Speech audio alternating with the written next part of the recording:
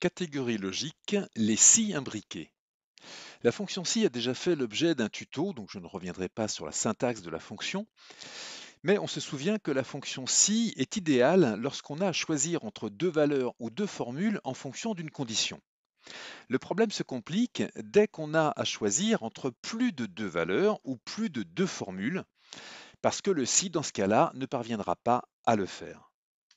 Donc la solution dans ce cas-là consiste à utiliser plusieurs si. On va mettre des si dans les si et ça s'appelle des si imbriqués. On va passer tout de suite à la pratique avec cet exemple dans lequel il s'agit de primes à octroyer à des salariés. Il a été décidé que le calcul de la prime se ferait selon le principe suivant. Pour les personnes dont le salaire est inférieur à 2 000 euros, la prime sera calculée sur la base de 70% du salaire de la personne. Pour les personnes qui ont un salaire supérieur ou égal à 4 000, on passe à du 30% sur le salaire de la personne. Et entre les deux, eh bien, les personnes se verront dotées de 50% du salaire au titre de la prime. Pour simplifier les choses, je vais utiliser un schéma. Je vais faire un petit schéma qui montre bien donc les trois situations possibles. Donc mon axe vertical à droite représente donc les salaires. Sur cette échelle des salaires, j'ai mis deux seuils, un seuil à 2 000 et un seuil à 4 000. Donc on voit bien qu'il y a trois situations. Les personnes gagnant moins de 2 000 euros, leur prime calculée sur la base de 70% de leur salaire. Les personnes entre 2 000 et 4 000, dont la prime sera calculée sur la base de 50% de leur salaire. Et enfin, les personnes dont le salaire est supérieur ou égal à 4 000, qui, eux, verront leur prime calculée sur la base de 30% du salaire. Alors, ainsi, tout seul ne parviendrait pas à résoudre le problème. C'est la raison pour laquelle nous allons devoir utiliser plusieurs si. Donc sur mon exemple, nous partons du principe que nous sommes en cellule C2 et que le salaire est donc en cellule B2. Je vais poser, et ce sera le test logique de mon premier si, donc la condition de mon premier si, je vais poser est-ce que B2 est inférieur à 2000. Vous verrez d'ailleurs que très souvent, lorsque vous avez un si, le test logique est basé sur une comparaison. Donc, est-ce que B2 est inférieur à 2000? Peut-être, c'est peut-être vrai, effectivement, ou bien c'est peut-être faux. Dans le cas où c'est vrai, est-ce qu'on peut conclure? Oui, le calcul se fera sur la base de 70% multiplié par le salaire de la personne, c'est-à-dire B2. Et maintenant, voyons le cas où B2 n'est pas inférieur à 2000, le cas où c'est faux. C'est donc là que je vais avoir besoin d'un autre si.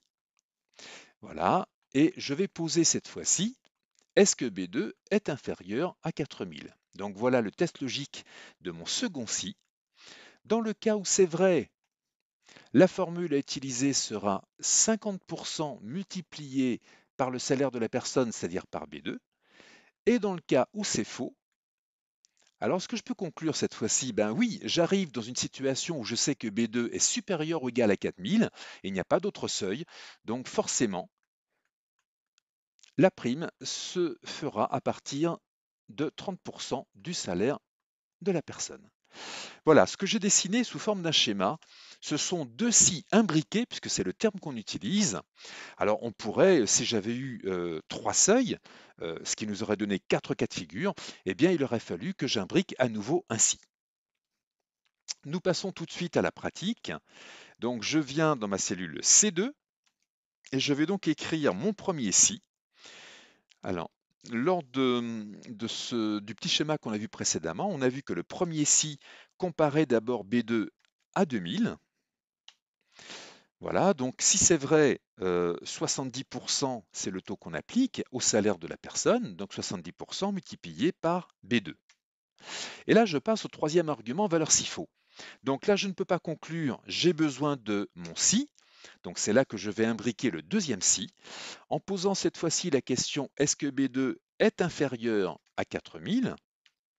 Donc si c'est vrai, alors 50% multiplié par B2, et dans le cas où c'est faux, alors 30% multiplié par B2. Attention quand vous imbriquez les fonctions, attention aux parenthèses. Donc ici, on voit que il y a donc deux parenthèses à fermer. Heureusement, il y a un système de couleurs très pratique qui permet de s'y retrouver lorsqu'on imbrique les fonctions. Voilà, donc ma formule est terminée, j'ai imbriqué les deux fonctions ci, il ne me reste plus qu'à recopier ma formule.